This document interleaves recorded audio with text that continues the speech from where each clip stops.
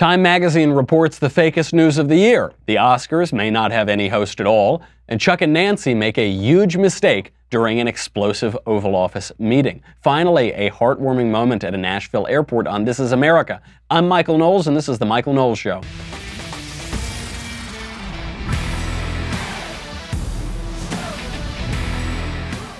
The mainstream media, Time magazine, has decided that for the person of the year, they are going to select the mainstream media. Here they are. It is violence, fear, and lies. We don't have the luxury to lose our freedom. What are you going to stand for? What is the line that you won't cross? The Guardians, the War on Truth, Jamal Khashoggi, and basically anyone who doesn't like Donald Trump. We will explain why the mainstream media continues to be distrusted, why everybody just despises them, and why they are the most self-aggrandizing people on planet Earth. But first, let's talk about Keeps. This is very important. Losing your hair is a terrible thing. You don't realize how much you care about it until you start losing it, which is why you should be using Keeps, the easiest and most affordable way to keep the hair you have. When Drew Clavin and I go to bars to pick up chickies, 3 or 4 nights a week, I gotta tell you, he still does better than I do, but it's because he's a famous author and screenwriter.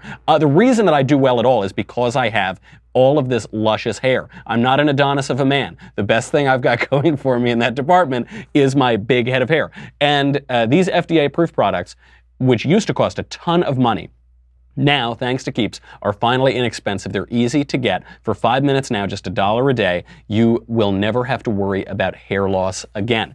A lot of guys start losing their hair between 25, 35 years old. It starts really young. You can keep the hair that you have. You just need to start right now, and it's so inexpensive. Keeps offers generic versions of the only 2 FDA-approved hair loss products out there. Some of you might have tried them before, but you've never gotten them for this price. It's $10 to $35 a month. Now you can get your first month free. One heck of a deal for keeping your hair. To receive your first month of treatment for free, do it now, young gentlemen especially. Go to keeps.com/covfefe, C-O-V-F-E-F-E, KEEPS.com/covfefe, C-O-V-F-E-F-E. That's a free month of treatment. I'm giving you stuff. Merry Christmas. Keeps.com/covfefe, C-O-V-F-E-F-E. Keeps. Hair today, hair tomorrow. The Time Person of the Year. I woke up today and I knew it was going to be a fun show. I just knew. I always look right when I wake up, I look at the news. Person of the Year, Jamal Khashoggi. But not just Jamal. You'll remember Jamal Khashoggi is the Islamist former Saudi insider who was brutally killed, truly brutally killed by the Saudi regime in an embassy in Turkey. And the mainstream media tried to paint this guy as a liberal, Western, democratic, reformer journalist. Total bunk. And they made him the Person of the Year, and all of the Guardians, the mainstream media, the defenders of truth, the most fictional group of people I've ever heard of in my life. Here's how the piece begins. Quote, "The stout man with the gray goatee and the gentle demeanor dared to disagree with his country's government." Talking about Jamal Khashoggi. "He told the world the truth about its brutality toward those who would speak out, and he was murdered for it. Every detail of Jamal Khashoggi's killing made it a sensation." Virtually nothing about that statement is true. He's a stout man with a gray goatee and a gentle demeanor. I'm not sure about this. He regularly propagandized for Hamas. He was a defender and a member, certainly at one time and maybe for his entire life, of the Muslim Brotherhood. He didn't just dare to disagree with his country's government. The Saudi government has been brutal, has been vicious, has murdered dissidents, has trampled on human rights for a very, very long time. And for most of the time that the Saudi government was doing it, Jamal Khashoggi was helping them to do it. He was a Saudi insider, he was a royal advisor, he was a spy for the Saudi government. It was only when a new faction of the Saudi regime came to power that he fell out of favor, and the mainstream media painted him as this democratic reformer. He never, ever was that. It is simply a lie. There are photos of him holding assault rifles in Afghanistan when he was there with Osama bin Laden in the 80s. This is not a gentle guy who happened to finally blow the whistle on the excesses of his government. Everybody knows how awful the Saudi regime is, and Jamal Khashoggi helped them in their excesses. He He helped the regime until his side of the government fell out of power. And ironically, actually, the new side of the Saudi government, run by Mohammed bin Salman, is much more reforming, is much friendlier toward Western powers and Western interests. One of Jamal Khashoggi's major complaints against the Saudi regime was they were too nice to Israel. They were dealing with Israel too much. They shouldn't be so nice to all those Jews. Jamal Khashoggi also blamed the United States for bringing 9/11 on itself. Very few people have written about this, but Jamal Khashoggi, in the wake of 9/11, said, quote, "Saudis tend to link the ugliness of what happened in New York and Washington with what has happened and continues to happen in Palestine." That's the fictional country between Wakanda and Narnia. "It is time that the United States comes to understand the effect of its foreign policy and the consequences of that policy. But unfortunately, such rationalization is still not part of the American reality," saying this is the consequence of supporting Israel, is that Muslim terrorists fly planes into your buildings and kill 3,000 civilians. That's what Jamal Khashoggi said. The democratic, wonderful reformer, American resident. He wasn't even a permanent resident. This is what they're trying to make it out. This is Time Magazine's Person of the Year. What is the real story behind Khashoggi? We've said a number of aspects of it before. Worth pointing out, he was officially a royal advisor. He traveled with King Abdullah, the previous king of the kingdom. He was very close with Prince Turki Al Faisal. That's how we know that he very likely worked as a Saudi spy. In 2015, this all turned around because King Salman rose to power and Mohammed bin Salman became the heir apparent, the crown prince of the kingdom. Why has the mainstream media jumped to elevate this guy? Look, I'm actually not defending his killing. Some people have accused me of defending the killing of Jamal Khashoggi. I'm not doing that at all. It's awful to kill people in embassies and chop them up while they're alive. I'm not defending that. What I'm saying is, when you play around with awful regimes, when you're a close advisor to awful regimes, when you support Islamist movements throughout the Middle East and radical Islamism, when you weep over the death of Osama bin Laden, you're known by the friends you keep and bad things might happen to you. That's my entire thesis on Jamal Khashoggi. So why is the mainstream media defending him so much? In part, this is just a side war in defending Barack Obama and attacking Donald Trump. Barack Obama tried to cozy up to Iran. Donald Trump is protecting our alliance with Saudi Arabia as a power that is contrary to Iran. Donald Trump ripped up the Iran nuclear deal. Donald Trump is standing by the Saudis as a stave against Iranian hegemony in the region. So that's a little bit of what's going on with the mainstream media. Now, the Time Magazine article doesn't get everything wrong. It names a few real journalists. It names Maria Ressler, who is a journalist in the Philippines covering the Duterte regime. She might go to jail for doing her job. Obviously, that's a real journalist. They cover Capital newspaper in Maryland.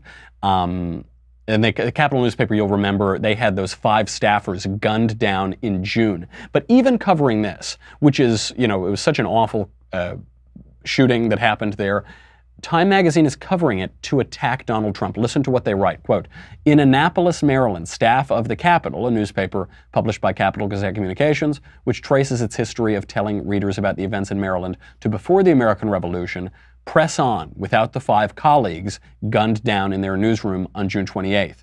Still intact, indeed strengthened after the mass shooting, are the bonds of trust and community that for national news outlets have been eroded on strikingly partisan lines never more than this year." What an astounding statement to say.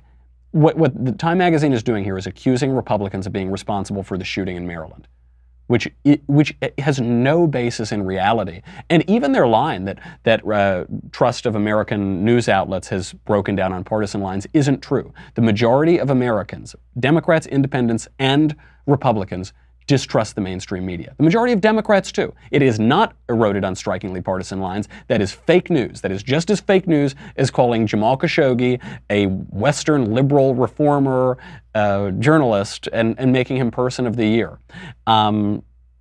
There were a couple other real reporters. Two reporters for Reuters in Myanmar were thrown in jail for documenting the deaths of Rohingya people there. They're named in the article. Okay. Bangladeshi photographer was jailed for 100 days for criticizing the prime minister. So what they do, they're so smart about this, is they mix in real journalists who are actually being persecuted for shedding light on corrupt governments. They're mixing that in with fake news stories to attack Donald Trump, to try to pretend that a Bangladeshi photographer being thrown in jail for criticizing the prime minister is the same thing as Jim Acosta grandstanding and not giving up the microphone and not letting other reporters ask questions, losing his press pass for 5 minutes. That's what they're trying to do. And they're trying to compare a Saudi spy, insider Islamist who wants the whole Middle East to be run by an Islamic theocracy and who wants Israel blown off the map. They're trying to make him seem like some wonderful Western journalist. He's out there, working the beat for the Washington Post. Unbelievably not true. If Time Magazine really wanted to put journalists up front, which they can, especially international journalists who actually are up against corrupt regimes, lead with them. Lead with those guys, but they don't lead with them. They lead in their video, in their story. They lead with Donald Trump and Jamal Khashoggi. Just no credibility at all. What are the takeaways here?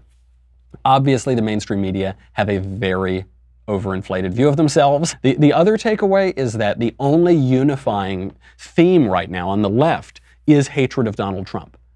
That's all that's unifying them. They can't pick some activist or some politician or some businessman who would be person of the year.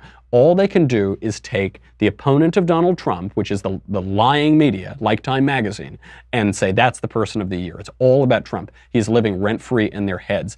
And then what it shows is this obliviousness of the mainstream media. They're saying that Republicans hate the media and trust is at an all-time low, but Democrats love the media. That isn't true. Trust in the media is at an all-time low. According to Axios SurveyMonkey, the majority of Americans believe, 72%, believe, quote, traditional major news outlets report news they know to be fake, false, or purposely misleading. A huge majority of Americans, 92% of the GOP, 79% of independents, and 53% of Democrats, even the majority of Democrats, think that major mainstream news outlets knowingly lie and present fake news. And this didn't just start with Trump. This is a long trend. We'll look at it in a second. But first, come on into my boudoir, baby, and let's talk about Purple Mattress. You know about Purple Mattress. I've told you about them. I have back problems. My family has back problems.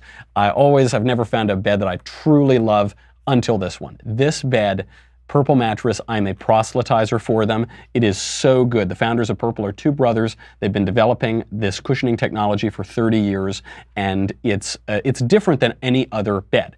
It will feel different because it's not memory foam exactly. It's not an inner spring. It is this material developed by a rocket scientist. It is both firm and soft at the same time. How is that possible? I can't tell you. I'm not a rocket scientist. I just talk into a camera all day. But it really does work. It's so good. It sleeps cool. I just cannot recommend it enough. Right now, you will get a 100-night risk-free trial. If you're not fully satisfied, you can return your mattress for a full refund, backed by 10-year warranty, free shipping and returns. You won't need to return it. It's that good. Free in-home setup and old mattress removal. You are going to love Purple. Right now, my listeners will get a free Purple pillow with the purchase of a mattress. Say that 5 times fast. In addition to the great free gifts offering site-wide, just text. Do this right now. Pull over. Stop your car. Throw into park. Text COFEFE, C-O-V-F-E-F-E, to 474747. That is the only way to get this free pillow. Text COFEFE, C-O-V-F-E-F-E, to 474747. C-O-V-F-E-F-E, 474747. Message and data rates may apply. You don't get that for free, but you could get a free pillow. This didn't begin, this distrust in the media. This didn't begin with Donald Trump. People want to say, well, yes, people distrust the media now because Trump is using the bully pulpit of the presidency to attack the media every day. No way. It goes back way before Trump. It goes back to before Barack Obama was the president. A 2008 Princeton survey showed just how far trust in the media had fallen. According to one survey in 1956, the strong majority of Americans thought that newspapers were fair. 66% of Americans thought the newspapers were fair. By 2004, 10% of Americans had a great deal of confidence in the press. 66% down to 10%. That is a massive drop-off. The media did this to themselves. The media did this to themselves because they lied, because they were hacks, because they carried water for their favored politicians, and they pretended that they were objective. If they were just pushing aside, if they were activist, if they had a point of view, if they were giving commentary or punditry or opinion or whatever, look, I do that. I have a side. I have opinions about the world. I have a particular viewpoint. I'm honest about that. And if they were to do that, I highly suspect that their approval ratings and their trust in them would not have dropped so much, but it certainly did. So who should be the person of the year? Who should get it? I was really upset because I think it was People magazine decided that Michael B. Jordan was the sexiest Michael of the year, and then Michael Avenatti was number 2 or something like that. Are you kidding me? I get it that I'm not Michael B. Jordan. Okay, I'm self-aware enough. Michael Avenatti. I don't beat out Michael Avenatti. Real nice guys. But we're not talking about the sexiest person of the year. We're talking about the Time Magazine person of the year. Who should get it?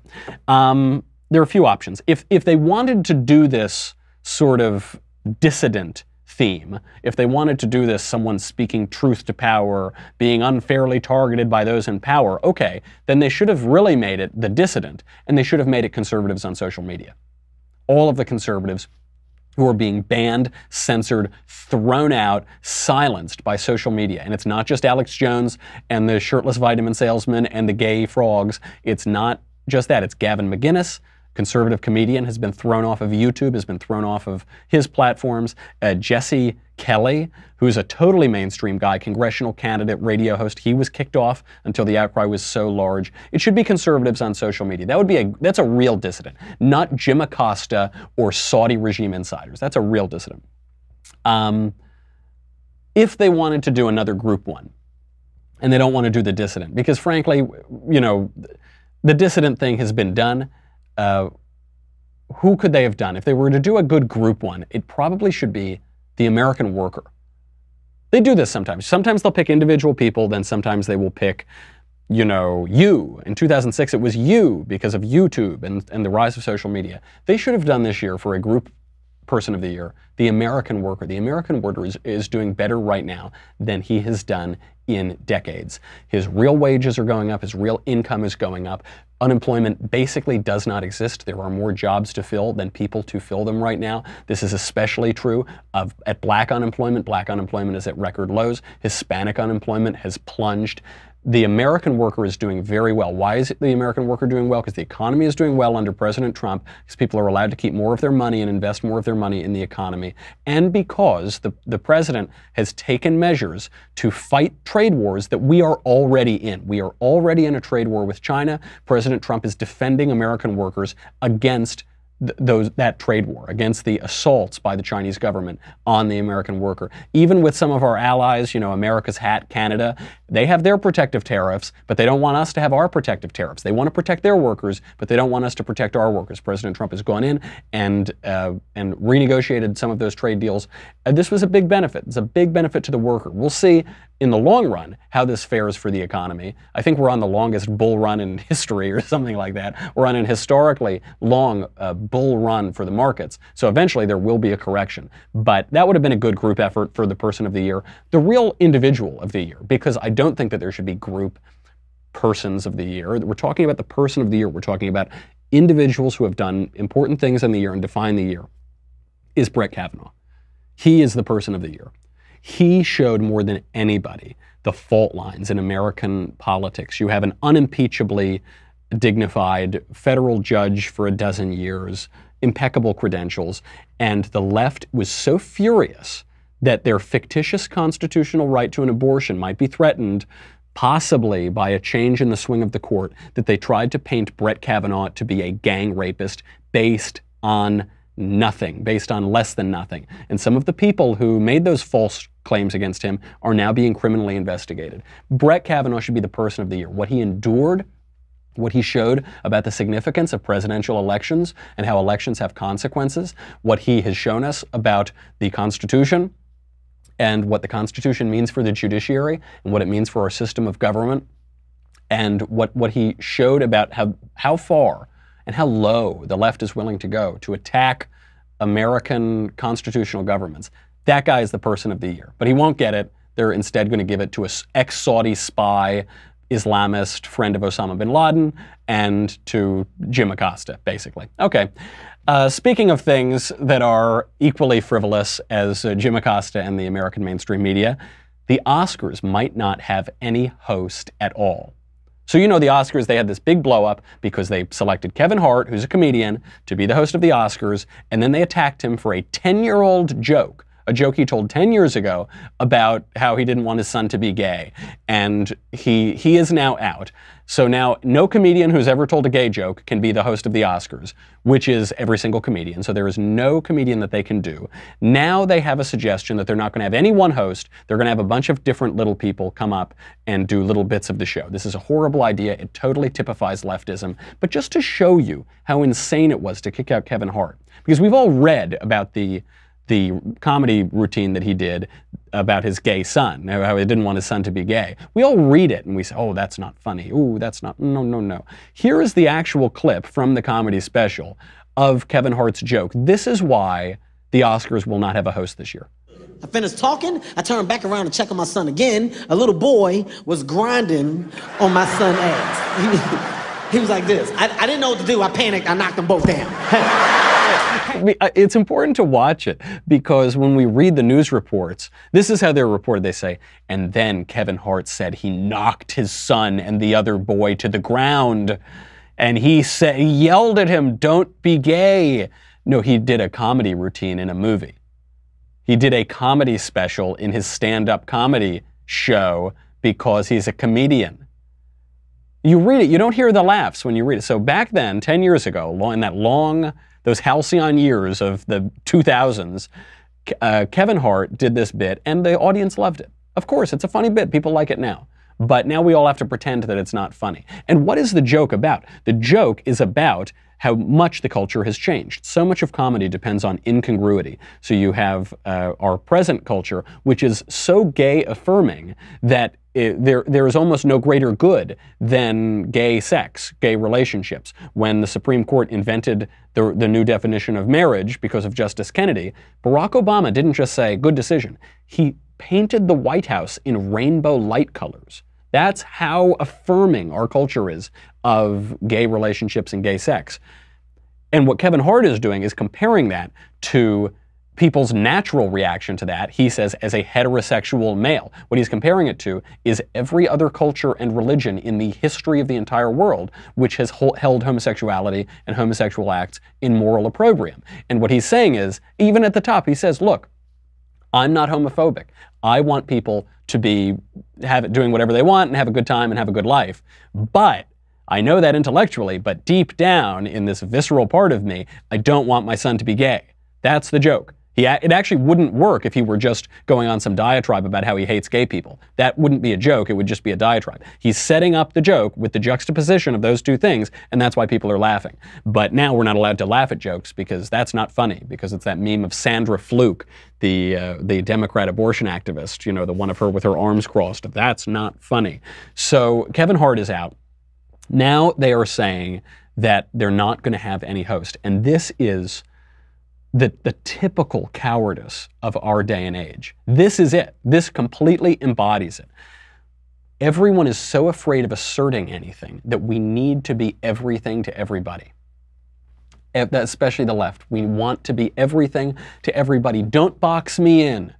Don't pin me down. Don't call me. Don't ask me if I think this, or I think this, or I believe in this, or I believe in that. Don't call me a conservative. Don't call me a Christian. Don't say I think. Don't make me think or say that I believe or this or that. I just feel like. Don't box me in. Don't pin me down. I don't exactly like this. I don't support this politician. I'm a Republican, but not that kind of Republican. I'm a conservative, but not that kind. It's this wanting to please everyone. You're so desperate that you can't do that because particularity can be pinned down. When you pin somebody down, you are making an assertion. Which is a manly thing to do. It's a manly thing to assert something that you think on the world. Well, we will not do that now. This is why whenever they have presidential candidates, they'll say, the generic Democrat is going to beat Donald Trump. Okay, fine, maybe. But there's no such thing as a generic Democrat. There are only individual Democrats who are running for office against Donald Trump, and none of them are polling better than Trump. It's only the generic. Hillary Clinton, when she was Secretary of State, she was the hypothetical candidate Hillary Clinton, right? She was no issues, no campaign addresses yet, she didn't say where she stood on all of these issues. She was just hypothetical candidate Hillary, and her approval ratings were very high the minute she declared that she was running for office. And she said, I think this, I believe this, I want to do this, I'm going to do that. Her approval ratings plummeted. Particularity pins people down. This is why we can't say Merry Christmas. It's the same reason. But you can't say but particularity, it could be offensive. You just say holidays. There's only one holiday. It's not. Hanukkah is way earlier. The New Year is in the New Year. Kwanzaa is a socialist contrivance that nobody celebrates. It's just Christmas. You see, you can't say Christmas. It's too particular. You have to be vague. We have to be vague about everything. Where does this come from? This comes from an unrealistic view of the world. That's what this really comes from. This comes from a worldview that is bereft of grace and forgiveness and tolerance and the appreciation of diversity within the world. That worldview begets this sort of thing, where any individual comedian now that they put up there will not be acceptable. No comedian has not made a gay joke. No person has not made a gay joke. No straight person, no gay person. No human being on the face of the earth has not made or laughed at a gay joke. So now they have an impossible standard that they have to live up to. What the left doesn't understand is that everybody is fallen. Everybody is imperfect. You can always find something. You can always find that one little tweet that the Heisman Trophy winner sent 10 years ago when he was 12, and you can rip him to shreds because of that. But what kind of society is that? Is that the society that you want to live in? That's leftism for you. It's ironic because the left talks about diversity and they hate diversity. But the left for you is no grace, no particularity, no diversity, and no humor. That's the world they're offering. Do you want that world or do you want something else? I want something else. And nowhere was this exhibited more clearly, demonstrated for all the world to see on the biggest stage in the whole world than in this bombshell, amazing press conference between President Trump, Vice President Pence, Leader Pelosi, and Leader Schumer, Minority Leader Chuck Schumer. They were all there. They were just discussing the spending bill. They were talking about border security, and Nancy Pelosi made one of the classic blunders. I'll let her show you herself. I think the American people recognize that we must keep government open, that a shutdown is not worth anything, and that you should not have a Trump shutdown. You have the White House, a Trump shutdown. You have the White House, you have the Senate, you have the House of Representatives, you have the votes. You should pass it. No, we right don't have now. the votes, Nancy, because in the Senate we need 60 votes. No, but in the House, and we don't you have. could bring it up right now. Yeah, but today. I can't. Excuse me, but I can't get it passed in the House if it's not going to pass in the Senate. I don't want to waste time. Well, the fact is, you can get it started that way. The House we can get passed very easily, Okay, and we then do. do it. Then But do the it. problem is the Senate, because we need 10 Democrats to vote, No, and no, that's they not won't the vote. point, Mr. President. The point is that there are equities to be weighed. And we're here to have a conversation in a Correct. prayerful way, so I don't think we should have a debate in front of the press on this. But the fact is, the House Republicans could bring up this bill, if they had the votes, immediately and set the tone for what you want. Oh, this is what they always do. This is what the left always does. They pick a fight, and then they can't win the fight, and then they tell you that they don't want to fight. I saw this at Politicon. I was on stage at Politicon. There were all these lefties on stage. They make some stupid point. They throw out some stupid attack. I knock down the attack, and then they say, stop, we're not talking about that. Yeah, you don't want to talk about it now. 5 seconds ago you wanted to talk about it. Now you don't because you don't know anything, and we've just embarrassed you. That's what happened here with Nancy Pelosi and Donald Trump. Nancy Pelosi made an error so egregious, I actually don't. There must be something wrong with her. She thought that she could beat Donald Trump at a game of reality television. She can't. Maybe she can beat him at a legislative maneuver. Maybe she can beat him at a sort of political speech kind of whatever. She will never beat Donald Trump at reality television. Donald Trump is reality television. And she decided that during this nice little press conference, she was going to throw a bomb down and say that the government shutdown would be a Trump shutdown. And Donald Trump isn't, do you think you can surprise him on television? Do you actually think that you're going to win a game of The Real Housewives with Donald Trump or The Apprentice or Jersey Shore? No chance. He knows every camera angle. He knows every response. It's just not going to work. But the other thing that's at play here is that Nancy Pelosi is living in an old political world. She is living in the political world of 2009, 2010. She's living in this political world where, and I know it because I've worked on these campaigns and I've seen the focus groups and I've seen all the testing. What you do is you focus test certain phrases. So you focus test Trump shutdown, or you focus test, you have the votes, right? She keeps trying to say that he has the votes to pass his border funding, which he doesn't. He doesn't have the Senate. But you focus test those lines, and then you see how they perform, and then you just repeat them on TV. Even if they don't make any sense, you repeat them and they get into the popular consciousness. The reason this doesn't work anymore is because President Trump is an improviser. President Trump is ad-libbing. He's really light on his feet, so he can knock it down. And because he doesn't take the typical care of the office, he doesn't take typical care of how the cameras are perceiving him, he'll just shut her up on the spot. He'll say, what are you talking about? I don't have the votes. I don't have the Senate. Just say, well, no, you have the votes. My advisors gave me this sheet and said, Nancy, where do I have the votes? I don't have the Senate. What are you talking about? So she goes on with this. Obviously the shutdown thing didn't work very well. So then they start going back and forth over the wall, and still Chuck Schumer for his part actually knows to stick out of this one because he knows that Pelosi's losing and that Trump is winning. So for the first time in Chuck Schumer's entire life, he keeps his mouth zipped. Here they are talking about the wall.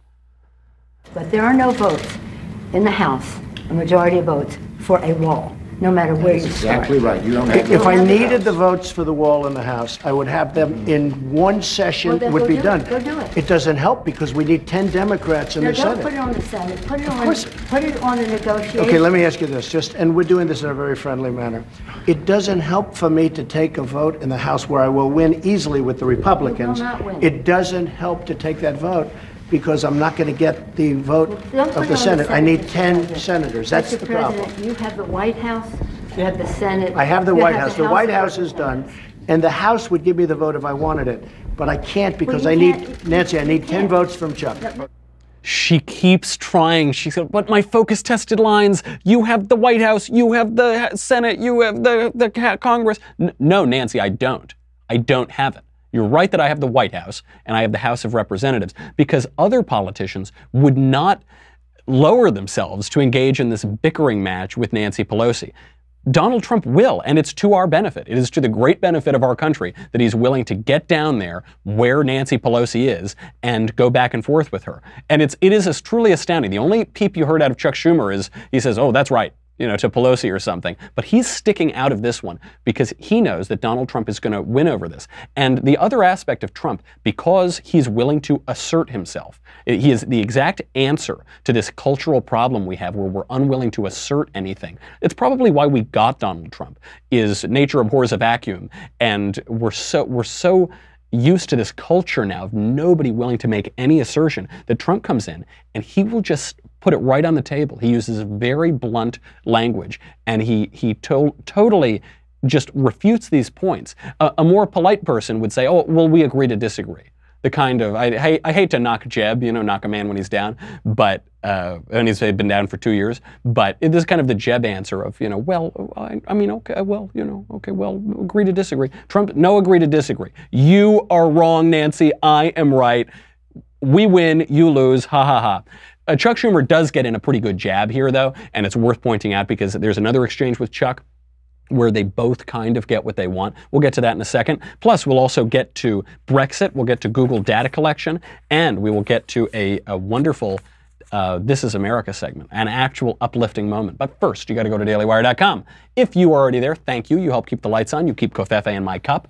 If you are not there, pay up. Fork it over. $10 a month, $100 for an annual membership. You get me, you get the Andrew Klavan Show, you get the Ben Shapiro Show, you get to ask questions in the mailbag, that's coming up on Thursday, get your questions in, you get to ask questions in the conversation, you get backstage, you get Another Kingdom, you get everything, man. We're putting out more than the network television these days. Go do it. Most importantly, you get the Leftist Tears Tumblr. It's going to be really important when you just put it up right in front of your CNN screen. You take the lid off and you hear Nancy Pelosi, but you have the White House, but you have the Congress, but you have the... Why isn't it working? Why isn't it working? You're going to need your Tumblr. Go to dailywire.com. We'll be right back.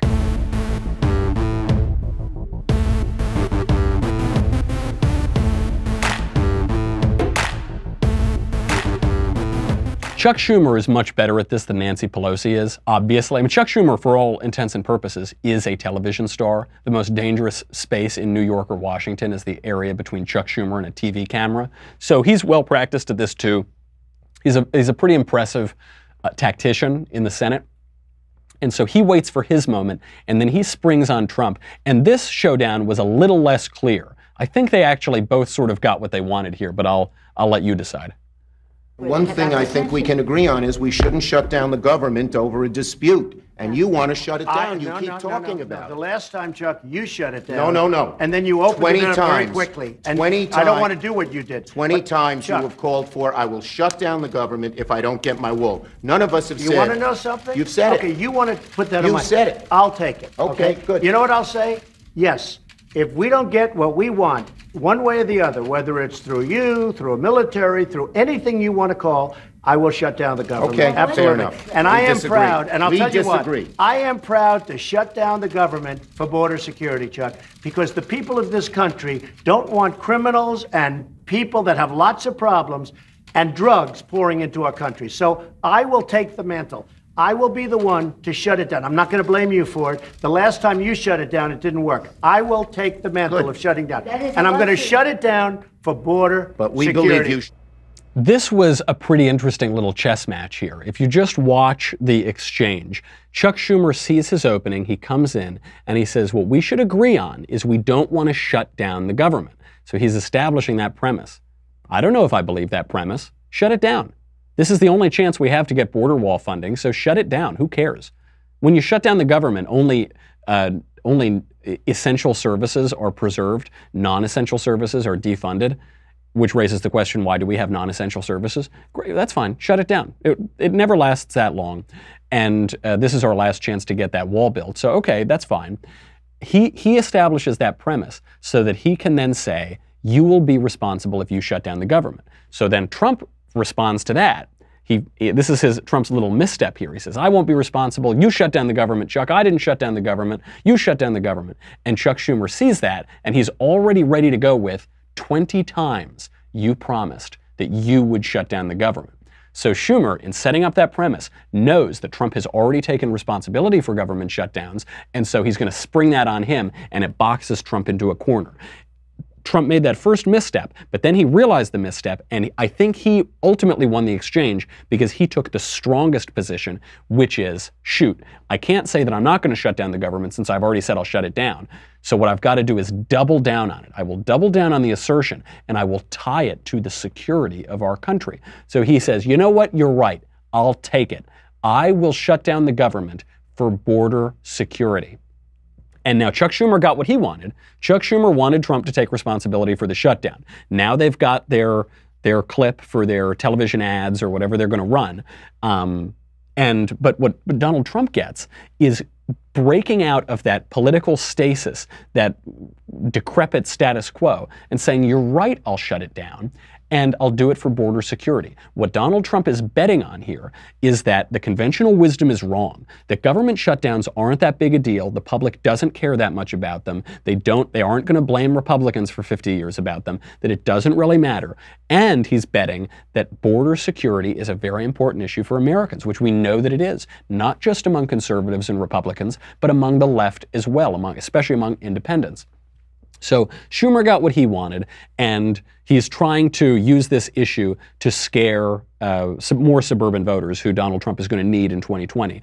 And what Donald Trump gets out of it is border security, which, while not as popular among the suburban housewives that's the byword for moderate white people. that's what we use now. Saying Trump is losing moderate whites. They say he's losing suburban housewives.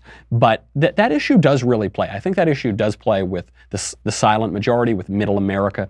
I think it plays with just about everybody, and a lot of polling backs that up. So they both walk away with what they wanted. I think Trump ultimately gets the better of that exchange. But Nancy Pelosi, I mean, you know, you can't teach a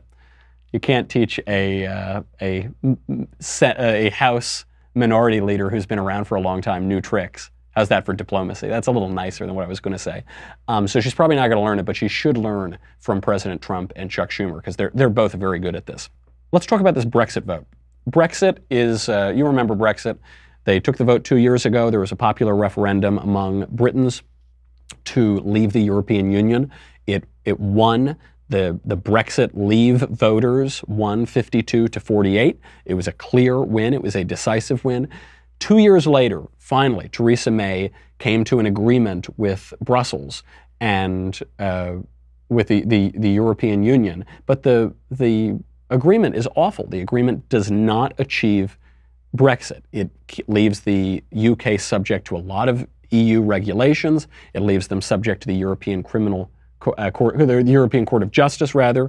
It leaves them in the customs union. It leaves them in a common rule book. It's just a total fake. So they were supposed to vote on this deal today, and it just couldn't happen. So here's Theresa May saying that Brexit isn't going to work. We've now had 3 days of debate on the withdrawal agreement, setting out the terms of our departure from the EU and the political declaration setting out our future relationship after we have left. I've listened very carefully to what has been said in this chamber and out of it.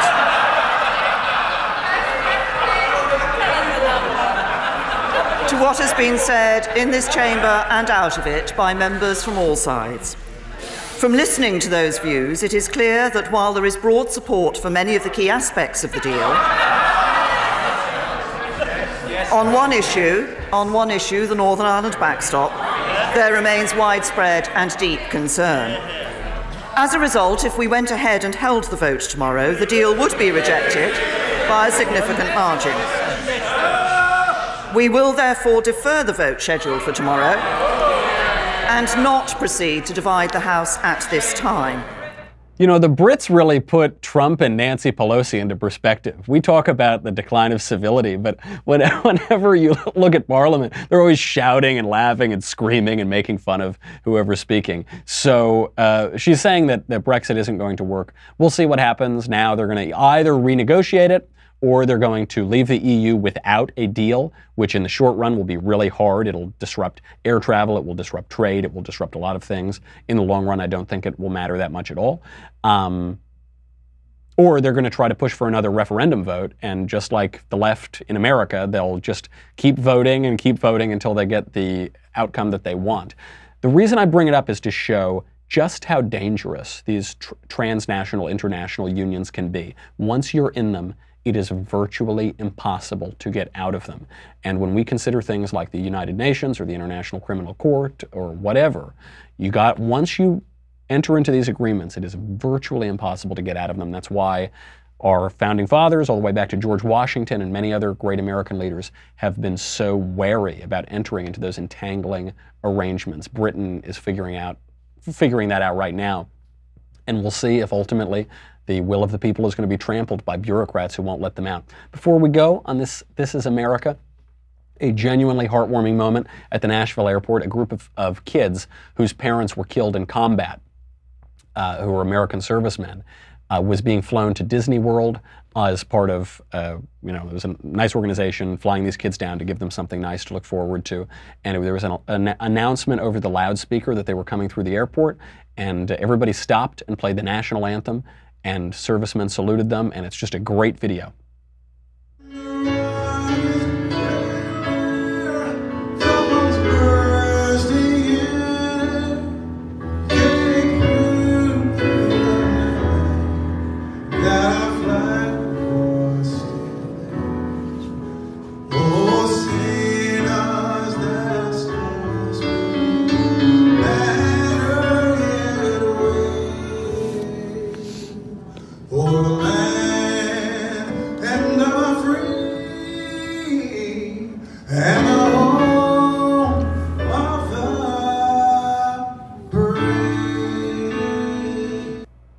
Beautiful video. It shows you what happens when you don't just look at yourself and you're not only wrapped up in yourself and your own interests and your own needs, and you look at other people, what sort of compassion and charity and sacrifice and suffering, but at least some community and suffering, some moral interactions going on, what sacrifice means for our freedom, for our country, and what it means to love your country and to focus on something outside of the self, focus on something greater and something that you really can love.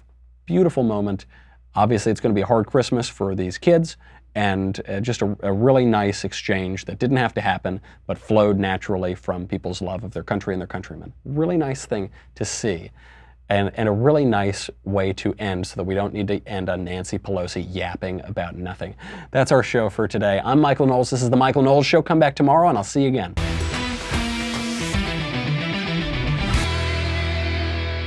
The Michael Knowles Show is produced by Senia Villarreal. Executive producer Jeremy Boring. Senior producer Jonathan Hay. Our supervising producer Mathis Glover. And our technical producer is Austin Stevens. Edited by Jim Nickel. Audio is mixed by Mike Coromina.